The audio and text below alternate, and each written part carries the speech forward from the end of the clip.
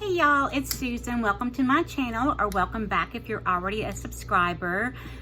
If you're not a subscriber, hit that subscribe button and the bell for notifications so you can keep up with what's going on and you can hold me accountable, because that's what this post is about, me being accountable. I have been watching some sewing videos with some of my favorite creators, and they have gotten me in the mood to do some sewing. I've not been in my sewing room in over a month. I started tracking it because I realized I hadn't been up there. I hadn't worked on any projects in a while. It's been over a month since I've been in my sewing room, partly because it's a wreck right now, and I have just procrastinated so much about getting up there and getting it organized in a way that will work best for me. That's why I've been filming from downstairs at my computer instead of upstairs in my studio, my sewing room and studio. Anyway, I watched Tracy Myers at T. Myers Homemade 978. I'm gonna link her channel. I've been watching Taylor at Taylor Rose, and I've been watching Chelsea at She Sews Seams. And I think as sewists or seamstresses or thread and fabric artists, we all would agree that imitation is the greatest form of flattery. I like to think so. I hope nobody ever thinks I'm stealing an idea without giving them credit where their credit is so well deserved. And I will tell you that all three of these ladies inspire me in such amazing ways to do more than I do already. With that being said, I got excited last weekend after watching one of Chelsea's videos, and I went to Dollar Tree. Well, I made Shannon drive to Dollar Tree because I know I don't drive unless I absolutely have to. I got him to take me to Dollar Tree, and I picked up a stack of dish drying mats. These are going to become some experimental samples of toiletry bags, makeup bags, and tote bags. I'm giving all the credit for those to Chelsea and to Taylor, who's just started doing makeup and toiletry bags, and they're beautiful. Chelsea has done crazy things with these dish drying mats. Her latest video is one where she used a Kate Spade, well, two Kate Spade dish drying mats with a Kate Spade tea towel or dish towel, and made the cutest tote covered with cupcakes and cakes, like the cutest thing ever. So I am going to enter this experimental world. I've never exactly done this before. I've made tote bags with placemats, but I've never used these. I think they're awesome because with that sponge lining, if you put something wet or damp in there, it'll keep that water from, or not water, but it'll keep other things in your luggage from getting wet or as wet. I'm going to also experiment with putting a plastic layer in there so that there's an added degree of not waterproof, but because it really wouldn't be waterproof because you have seams, but water resistance, and make them easy to wash out. I would like for all of these to be machine washable and then hang to dry, because that sponge inside, I'm not sure it can handle the heat of a dryer.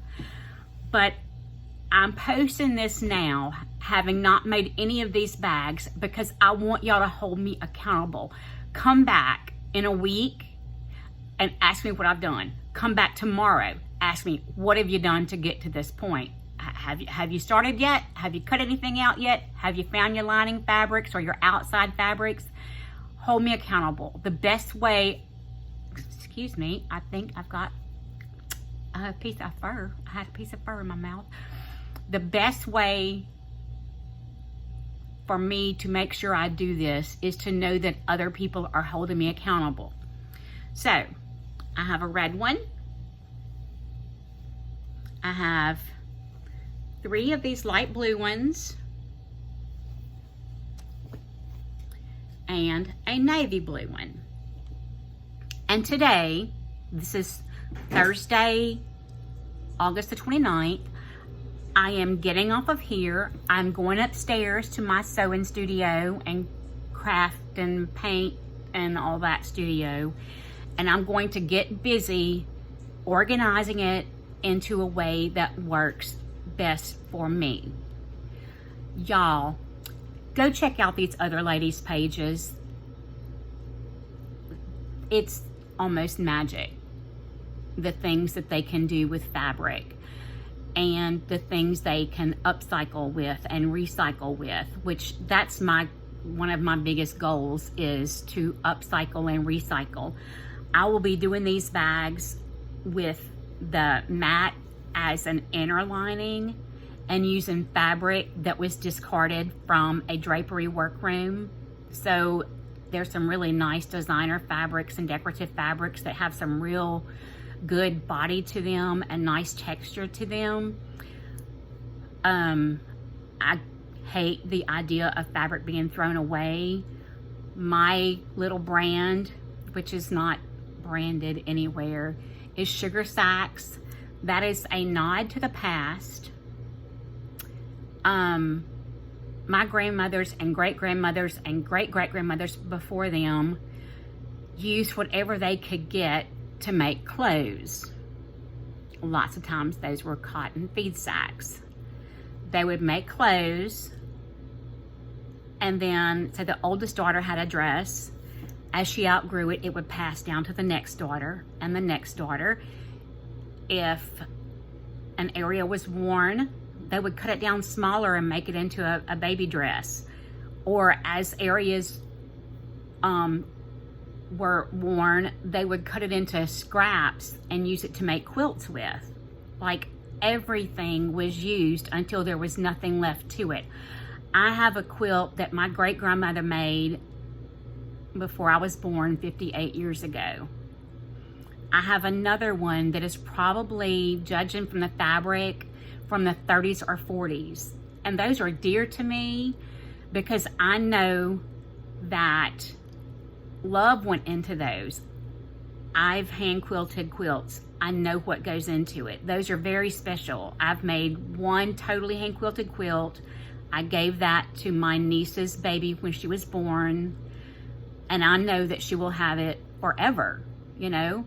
I actually made that using some of my brother's shirts. Her pawpaw is my brother. I used some of his old shirts that were 100% cotton and cut them apart into strips and made a jelly roll style quilt for the baby, Reese. And she's almost a year old now. So Chloe, if you see this, happy birthday, Reese baby. Aunt Susie loves you. Anyway, so where was I? Oh, flour sacks and feed sacks. That's where a lot of their fabric came from, especially if they didn't have a source to buy yardages of fabric, or they just couldn't afford to buy yardages. If you're farming just enough to feed your family and to barter with other people for the things you can't grow yourself, you don't have cash to spend on things like that.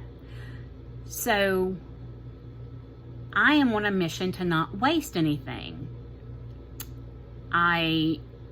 Old t-shirts that get too holey to wear, which it's got to be pretty bad for me to not wear it, because I'll sew a cute patch on that and paint on it and bleach it or whatever and wear it till it's, I wear holey clothes all the time. My leggings today have a hole in the butt. I'm going to have to do something to make it cute, because if I just put a patch on it, it's going to be an obvious, like, oh, she had a hole in her butt. So I'm going to find a cute way to do that and then add a couple more patches somewhere, or maybe do some painting on them or something. I wear things until they fall apart, or sell them as secondhand on a platform to someone else who can wear them and use them. But I'm on a mission to reuse and recycle. When a bath towel is worn, cut out the really worn parts, use them for dish towels or towels for washing the car or cleaning up spills on the floor or dusting furniture or whatever. I really try to not have a lot of waste going out of our home. I forgot what I was going to say. Anyway, so the name the Sugar Sacks came from the feed sack, flour sack kind of inspiration, and my grandmothers who both sewed, and great grandmothers who sewed, and then the ones before them who I didn't even know who did the same things. I'm on a mission to put less fabric into landfills because fabric is so usable in so many ways.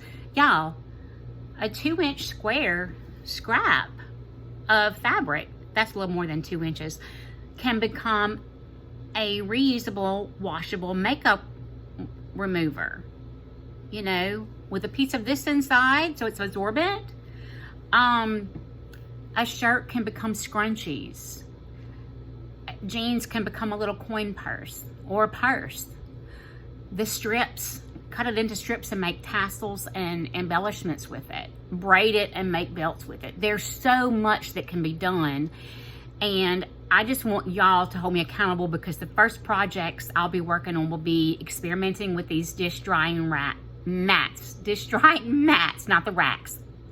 I can't see how I would upcycle a rack, but I challenge you to find a way to upcycle a dish rack because I don't know how I would do that.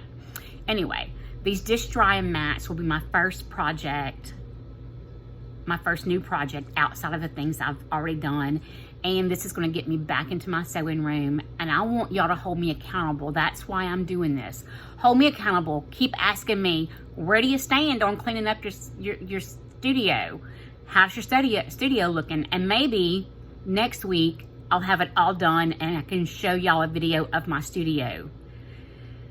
It won't be real pretty yet because it's not decorated the way I would like it to be decorated, but it will be functional and organized. That's my goal. Next week it'll be functional and organized by next Thursday. So I'm going to go write that down in my planner. I'm going to break the project down into tiny steps where I can do stuff each day.